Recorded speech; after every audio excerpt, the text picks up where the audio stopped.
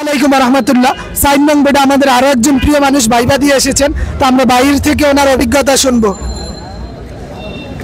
আসসালামু আলাইকুম রহমতুল্লাহ।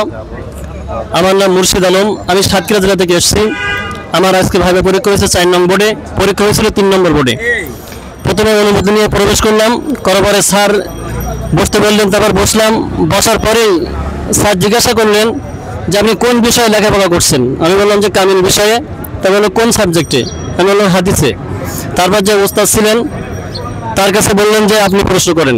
তিনি প্রথমে প্রশ্ন করলেন যে হাদিস বিষয়ে প্রশ্ন করছেন, তাহলে হাদিস শব্দটির বহু বচন কি?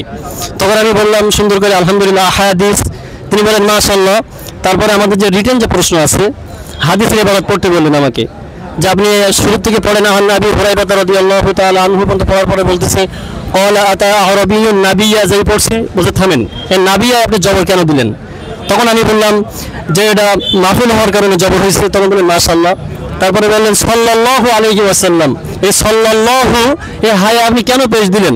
তখন আমি বললাম যে এটা ফাইল হওয়ার কারণে পেশ দিয়েছি। তখন বললেন তাহলে অর্থ কি দাঁড়ায়? আল্লাহ কি নামাজ পড়তেছেন? আমি বললাম না, যেহেতু রাসূলের ক্ষেত্রে হয়েছে সেখানে রহমত দুরূদ এইটাই অর্থ হবে। তখন বললেন মাশাআল্লাহ। তখন স্যারের দিকে ইঙ্গিত করলেন যে স্যার কি করবো? স্যার বললেন মাথা নাড়ালেন যে আসতে পারেন, ভালো হয়েছে আলহামদুলিল্লাহ। এই ছিল আজকের আমার ভাইবা। আমি শাহজালাল ভাইকে ধন্যবাদ দিতে চাই যে তার এই অভিজ্ঞতা আমাদের কাছে নেওয়ার জন্য, এবং আমরা অনেক উপকৃত হয়েছি। আল্লাহ পাক তার খেদমতকে যেন কবুল করেন, আমরা সকল বলি আমিন। আসসালামু আলাইকুম। ধন্যবাদ। আমাদের আরো একজন প্রিয় ভাই সহকারী মৌলবীর ভাইবা দিয়ে এসেছেন। কয় নং বোর্ডে? 1 নং বোর্ডে ভাইবা দিয়ে এসেছেন। তো ভাই থেকে আমরা ভাইয়ের ভাইবা অভিজ্ঞতাটা শুনবো। আলহামদুলিল্লাহ। আমার কাছে আমি ঢোকার পরে প্রথম স্যার জিজ্ঞেস করলো আপনি কি পড়েছেন। আমি বললাম যে আমি ফাজিল এবং কামেল শেষ করছি। তখন উনি বলল ফাজিল এর তাহকিক বলুন। আমি বললাম জয়েদ মুজাক্কার ইসমে ফাইল। তারপর স্যার বললো যে ফাইল কত প্রকার? আমি বললাম 3 প্রকার। তখন বললাম কি? বললো জয়েদ, তারপর জমির মুআল্লাল। বলার পরে স্যার বললো তুরজুম সব এর তাহকিক বলুন। আমি বললাম ওয়াহিদ মুজাক্কার ইসমে ফাইল। তখন বললেন মাদ্দা কি? আমি বললাম তুরজিম।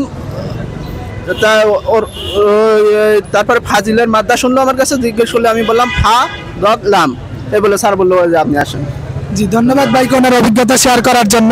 আমাদের আরো একজন ভাই 9 নং বোর্ডে ভাইবা ছিল, বাট 8 নং এ ভাইবা দিয়েছেন। তো আমরা ওনার থেকে ওনার অভিজ্ঞতা শুনবো। আসসালামু আলাইকুম রহমতুল্লাহ। আমি মুক্তাগাছা, ময়মনসিংহের মুক্তাগাছা থানা থেকে আসছি। আমার ভাইবা ছিল 9 নং বোর্ডে, কিন্তু ভাইবা হয়েছে 8 নং বোর্ডে। আমি প্রথমে সালাম দিয়ে প্রবেশ করলাম, পরে আমাকে বসতে বললেন, বসলাম। এরপর জিজ্ঞাসা করলো আপনার শিক্ষাগত যোগ্যতা কি? আমি বললাম কামিল সম্পন্ন করেছি। এরপর বললো কোন সাবজেক্টে করেছেন? হাদিস। এরপর জিজ্ঞাসা করলো হাদিস সাবজেক্টে লেখাপড়া করছেন, বলেন হাদিসে মুতাওয়াতির কাকে বলা হয়?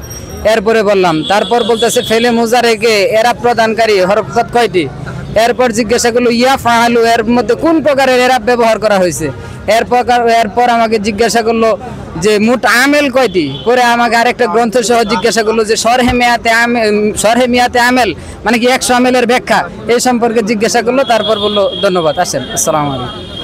আরেকটি কথা, আমি ইতিপূর্বে যখন শাহজালাল ভাই আসলো তখন আমি তার সাথে সাক্ষাৎ করেছি, কুশল বিনিময় করেছি। তার এই ভিডিও থেকে আমরা অনেক উপকৃত হয়েছি। যিনি বিনা স্বার্থে আমাদের জন্য এত ত্যাগ স্বীকার করতেছে, আমরা সকলেই দোয়া করবো আল্লাহ তাআলা তাকে যেন এই বিনা ত্যাগের কারণে, বিনা পারিশ্রমিকের কারণে যে ত্যাগ স্বীকার করতেছে, এর বদৌলতে আল্লাহ তাআলা তাকে যেন জান্নাতের উচ্চ মাকাম দান করেন। ধন্যবাদ ভাইকে ওনার অভিজ্ঞতা শেয়ার করার জন্য।